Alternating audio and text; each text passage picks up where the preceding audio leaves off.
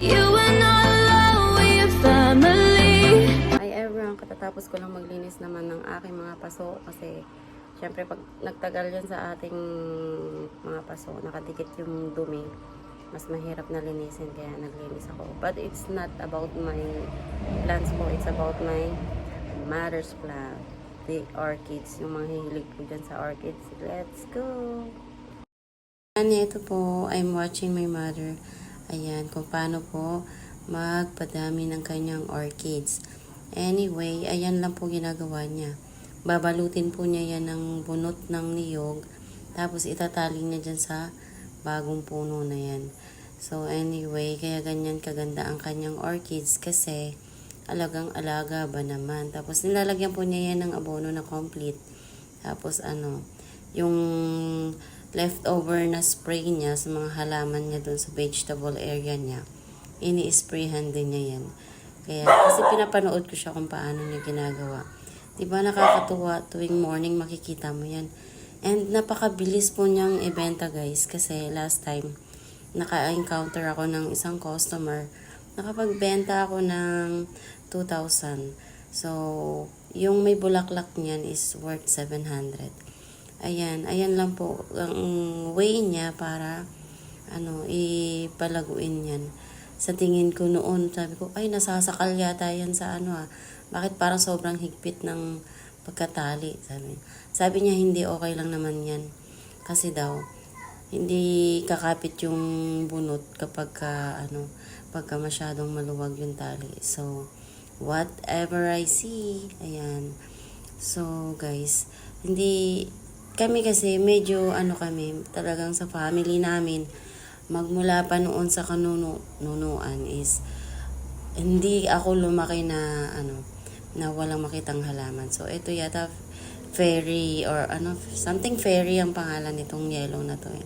Nakalimutan ko lang. Parang hindi naman siya dangling or hindi naman siya ilang-ilang. So ayan. Ayan medyo po yan 700 per niyan yung lalaki. Tapos medyo mura yung white kasi hindi ganun kamahal yung variety niya. Ayan si ate kapitbahay nakikiusyuso sa aming orchids area. So ayan, nakakatuwa lang kasi tuwing morning tapos makikita mo ang daming paro-paro na lumilipad. Alam mo yun yung feeling na tapos nagmo-moist-moist yung mga dahon niya. Feeling ko na sa mountain area ako yung ganun. Ayan naman yung aglaw naman niya. Ayan, meron ako niyan. Napakadali lang alagaan po niyan at padamihin. Pero itong rose, orchids, guys, napakahirap po niyan alagaan. Ako, hindi ko niya magkaroon ako ng orchids or kasi nga, depende po sa space. Yung space po kasi nila is, imagine, 320 plus square meter. Tapos ako naman is 150 lang. So, masikip na siya kung mag-aalaga pa ako niya ng orchids. So, maganda lang talaga yung orchids kapag malaki ang space mo. 'Di ba? Ang nakaka-relax kasi ang naman natin sa buhay is maka-relax. 'Di ba? Happy ka na sa halaman mo, kumikita ka pa. For me, having plants is like paradise. They are like a part of your life na you can treasure it.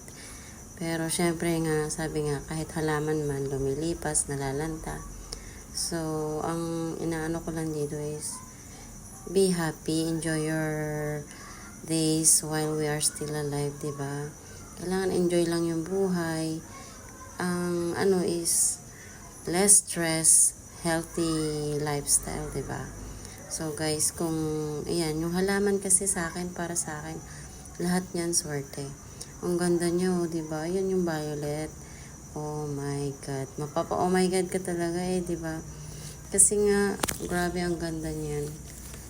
Ayan, gusto ko na rin, makabili niyan. Gusto ko rin mag-start na. Kasi nga parang, nakaka-amaze naman. Kaya, ayan, nag-start na po ako ng isa. Ayan, padadamihin ko po yan.